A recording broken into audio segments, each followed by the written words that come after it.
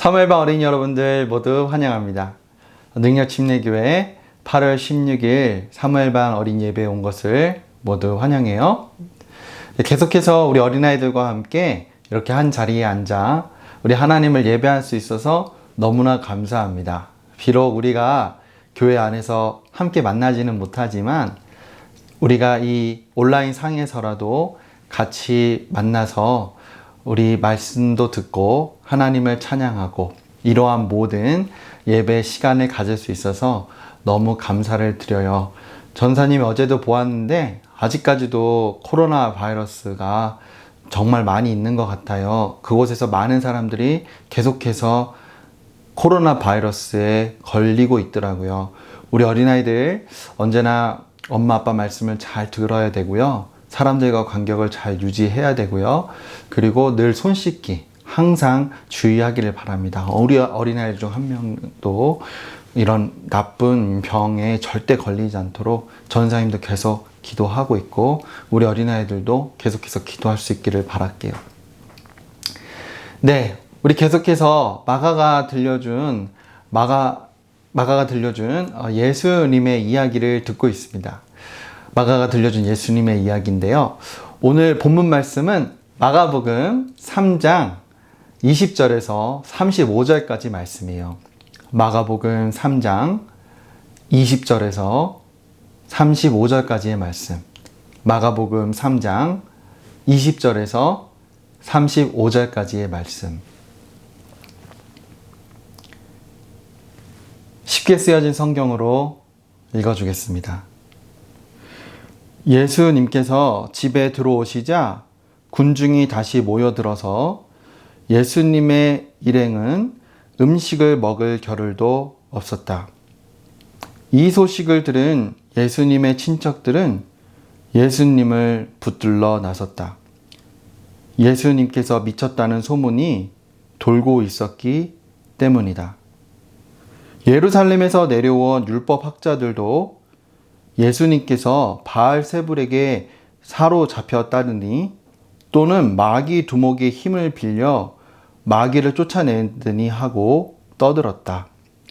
그래서 예수님께서는 그들을 불러다 놓고 비유로 말씀하셨다. 사탄이 어떻게 사탄을 쫓아낼 수 있겠느냐? 한 나라가 갈라져 서로 싸우면 그 나라는 제대로 설 수 없다. 또 한 가정이 갈라져 서로 싸우면 그 가정도 버티어 나갈 수 없다. 만일 사탄의 나라가 내분으로 갈라진다면 그 나라는 지탱하지 못하고 망하게 될 것이다. 또 누가 힘센 사람의 집에 들어가서 그 세간을 털어가려면 그는 먼저 그 힘센 사람을 묶어 놓아야 하지 않겠느냐? 그래야 그 집을 털 수 있을 것이다. 나는 분명히 말한다. 사람들이 어떤 죄를 짓든 입으로 어떤 욕설을 하든 그것은 다 용서받을 수 있으나 성령을 모독하는 사람은 영원히 용서받지 못할 것이며 그 죄는 영원히 벗어날 길이 없을 것이다. 이 말씀을 하신 것은 사람들이 예수님을 더러운 악령에 사로잡혔다고 비방했기 때문이다.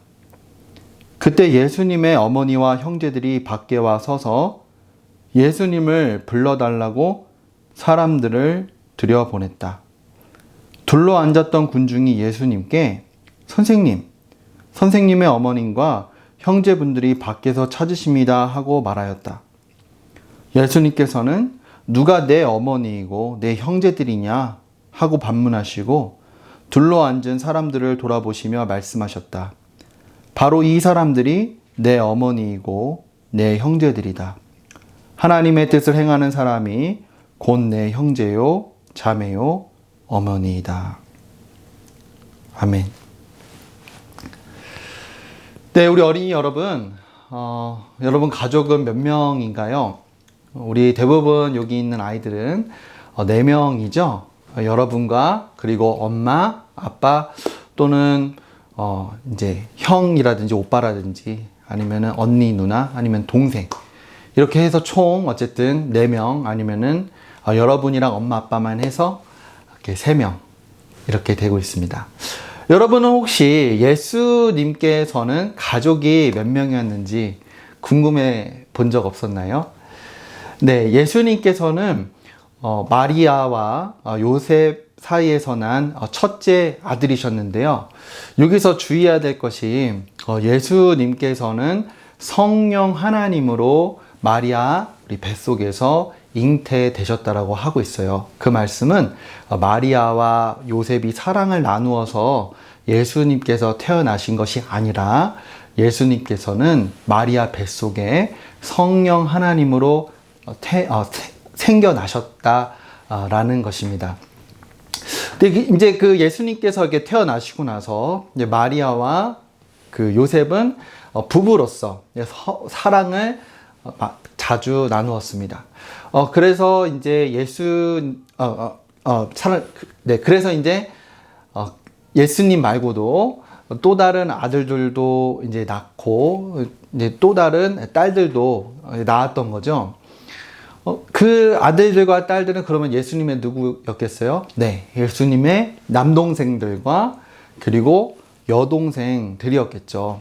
그러니까 예수님께서는 이 남동생들이랑 그리고 여동생들이랑 여러분들이 그 동생이랑 놀고 그다음에 같이 먹고 또 때로는 다투기도 하고 그러면서 자라듯이 예수님께서도 자기 형제들과 그리고 자기 여동생들과 사이좋게 지내면서 자랐을 거란 말입니다. 그런데 너무 안타깝게도 예수님께서 너무 어린 시절에 아버지 요셉이 그만 돌아가시고 말았어요. 하지만 그쯤에는 예수님께서 이미 아버지께로부터 목수일을 배우셨습니다. 여러분, 목수는 그 나무를 가지고 집도 만들고 의자도 만들고 그러니까 그런 일을 하는 사람들을 말하는 거거든요. 그러니까 예수님께서는 아버지께서 목수셨기 때문에 예수님께서도 그 목수의 일을 배우셨고요. 예수님께서는 실제로 목수이셨습니다. 그래서 예수님께서 아버지가 돌아가시고 나서 본인이 직접 일을 하셔서 특별히 어머니를 잘 모셔드렸고 그리고 나머지 동생들도 챙기고 하였겠죠. 예수님께서 이제 점점 자라나셔서 나이 30이 되셨어요. 또는 30이라고도 하죠. 예수님께서 30살쯤이 되셨을 때 바로 침례를 받으시게 됩니다. 근데 침례 받으셨을 때 어떤 일이 있었나요? 성령 하나님께서 비둘기의 모양으로 예수님께 임하셨다라고 표현이 되어 있죠. 네, 이것은 예수님께서 성령 하나님으로 기름 부음 받으셨다. 이 말씀과 같은 말씀입니다. 이 말씀은 결국 예수님께서 성령 하나님으로 기름 부음 받으신 자, 이것을 우리는 메시아, 그리스도, 우리나라 말로는 구세주라고 이렇게 표현을 하고 있어요. 예수님께서 그렇게 침례를 받으시자마자 이제 어떻게 하셨나요? 회당에 가셔서 귀신들 쫓아내시고 그리고 가르치시고 병든 자를 고치시는 일들을 하셨죠. 여러분이 한번 예수님의 남동생이나 여동생이었다라고 생각을 해볼게요. 그동안 여러분이 알고 있었던 예수님은 엄마 말 잘 듣고 그리고 여러분들 잘 돌봐주고 정말 성실한 그런 오빠 또는 형이었을 것입니다. 그런데 예수님께서 그렇게 침례를 받으신 뒤로 갑자기 예수님께서 회개하라, 천국이 가까이 왔다, 이렇게 말씀하시고 막 다니시고 그 다음에 어느 순간 보니까 예수님께서 40일 동안 보이지가 않아요. 나중에 알고 보니까 광야라는 곳에서 금식을 하셨다라는 거예요. 그리고 예수님께서 그 다음에는 이곳저곳 다니시면서 귀신들을 쫓아내시고 또 병든 자를 고쳐내시고 이런 소식들을 여러분들이 보았거나 들었다면은 여러분은 과연 예수님에 대하여서 어떻게 생각했을까요? 아마도 여러분이 알고 있던 그 예수님의 모습과 이제 침례 받으신 이후에 예수님의 모습이 너무 달라 보였을 것입니다. 그 예수님의 어머니 마리아와 그 예수님의 남동생들은요, 우리가 생각했던 것보다 예수님을 훨씬 더 심각하게 대하였어요. 예수님께서 우리 성경에 나온 대로 정신이 나갔다, 제정신이 아니다, 이렇게 표현을 하고 있습니다. 그런데 이 예수님의 어머니 마리아와 그 동생들은 예수님께서 아마 그렇게 되신 것이 아마도 귀신이 예수님을 사로잡아서 예수님께서 귀신이 들려서 정신이 나갔다라고 생각을 한 것 같아요. 그래서 이제는 더 이상 예수님을 그렇게 두면은 안 되고 우리가 빨리 가서 예수님을 잡아다가 집으로 데려와야 되겠다. 그렇게 했던 거죠. 그래서 불이 나게 예수님의 어머니 마리아와 그리고 남동생들이 예수님을 잡으러 떠났습니다. 근데 그러는 사이에 어떤 일이 있었냐면은 예수님께서 귀신이 들렸다라고 생각한 사람들이 또 있었다라는 것인데요. 바로 이 예루살렘에서 올라온 서기관들이었습니다. 네, 율법 교사들이었다라는 거예요. 이 율법 교사들은 이 예루살렘에서 이 종교 지도자들이 보냈는데 예수님께서 그동안 해왔던 일들이 과연 정말 하나님의 일이었나? 아니면은 지금 이것이 정말 귀신의 일을 하고 있는 것인가? 그래서 사람들을 유혹하고 있는 것이 아닌가? 이런 일들을 조사하려고 이 율법 교사들이 갔다라는 거죠. 이 율법 교사들은 예수님을 보고서 예수님을 보고서 그렇게 얘기를 합니다. 미안합니다. 그렇게 얘기를 해요. 너가 지금 귀신을 쫓아낼 수 있는 것은 귀신의 군주, 그러니까 귀신의 왕인 바알세불에 걸렸기 때문이다. 근데 이 바알세불은 방금 전도 얘기했지만 귀신의 왕. 귀신의 왕은 누굽니까? 네, 사탄. 그 사탄이 예수님에게 있기 때문에 그 사탄의 힘을 빌어서 의지해서 다른 귀신들을 예수님께서 지금 쫓아내고 계신다라고 이 율법 교사들이 얘기를 했다라는 거죠. 예수님께서는 그 율법 교사들에게 이런 이야기를 들려주십니다. 간단하게만 얘기를 하면요. 여러분 생각해 보세요. 여러분 집이 참 화목하게 지내면 얼마나 감사해요. 그죠? 근데 계속해서 여러분이 엄마 아빠랑 다투는 걸 본다라든지 아니면 여러분이 엄마 아빠랑 다툰다든지 그러면 그 집이 과연 잘 될 수 있을까요? 그리고 우리 교회를 생각해 볼게요. 우리 교회도 사이좋게 잘 지내야 되죠. 그런데 어떤 우리 성도님이나 다른 성도님들이 서로 미워하고 시기하고 질투하고 그리고 서로 막 다투고 이러면은 과연 그 교회가 괜찮을까요? 둘 다 괜찮지가 않죠. 그런 것처럼요. 이 귀신들도 다른 귀신들과 싸우기를 원치 않는다라는 거예요. 귀신과 귀신이 싸우면은 그 사탄의 왕국 또는 그 사탄의 나라 또한 위험해지겠죠. 잘못하면 그 사탄의 왕국 또한 무너질 수 있겠죠. 그러면 그 귀신을 쫓아내려면은 어떻게 해야 돼요? 네. 그 귀신보다 강한 사람이 귀신을 쫓아낼 수 있는 겁니다. 전쟁에서도 누가 승리할 수 있어요? 힘이 센 군대가 더 힘이 약한 군대를 물리칠 수가 있는 거죠. 예수님께서 귀신을 쫓아내셨어요. 그것은 예수님께서 귀신보다 더 힘이 강하셨다라는 거예요. 더 큰 능력이 있으셨다라는 거예요. 그래서 예수님께서 귀신들을 쫓아내실 수 있다라는 거죠. 그런데 예수님께서 이 말씀을 하셨습니다. 아주 무서운 말씀을 하셨는데 너희들 모든 죄는 다 용서받을 수 있다. 회개만 하면 너희들이 무슨 욕을 하든 아니면 너희들이 무슨 잘못을 하든 다 용서를 받을 수 있다. 하지만 이 죄는 너희들이 용서받을 수가 없는데 그것은 회개할 기회를 얻지 못하기 때문이야. 바로 그 죄가 무엇이냐? 성령 하나님을 모독하는 죄라고 하였습니다. 예수님께서 하신 말씀이에요. 성령 하나님을 모독하는 죄. 여러분, 모독이라는 말이 너무 어렵죠? 한마디로 말하면 성령 하나님을 욕한다 이겁니다. 성령 하나님을 저주한다. 무슨 소리냐? 예수님께서 귀신을 쫓아내신 것은 누구의 힘 덕분이었어요? 하나님의 힘. 좀 더 구체적으로 얘기하면 성령 하나님의 힘으로 예수님께서 귀신을 쫓아내신 겁니다. 예수님께서 기름 부음 받으셨잖아요. 성령 하나님으로. 그래서 성령 하나님의 힘으로 귀신을 쫓아내신 거예요. 그런데 이 율법 교사들은 뭐라 그랬어요? 귀신의 왕을 힘을 빌어서 귀신들을 쫓아낸다. 자, 보세요. 성령 하나님께서 하신 그 일을 지금 뭐라고 그랬어요? 마귀가 하였다. 마귀에게서 그 일이 왔다. 바로 하나님의 일을 마귀의 일로 여기는 것. 성령 하나님께서 하신 일을 마귀가 했다라고 얘기하는 것이 바로 성령 하나님을 욕되게 하였다. 성령 하나님을 모독하였다. 이러한 자는 회개할 기회를 얻지 못한다라는 것입니다. 그래서 그들이 성령 하나님께 지은 이 모독죄가 계속해서 남아있게 된다라는 것이에요.